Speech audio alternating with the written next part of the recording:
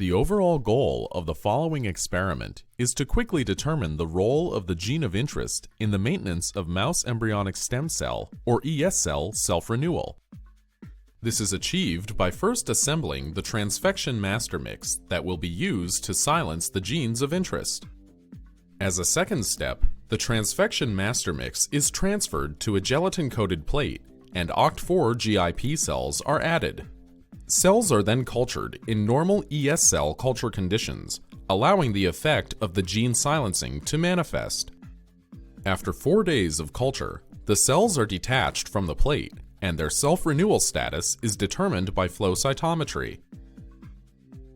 Ultimately, differences in the percentage of GFP-negative cells between the control and experimental siRNA transfected OCT4 GIP cells can be evaluated by FACS.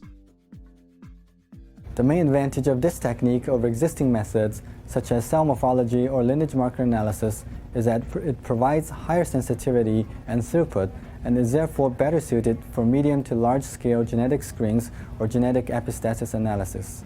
This method can greatly facilitate the study of the gene important of ES cell maintenance and self-renewal.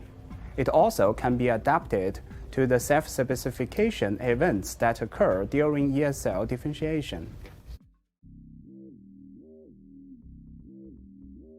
OCT4 GIP cells are maintained in gelatin-coated plates.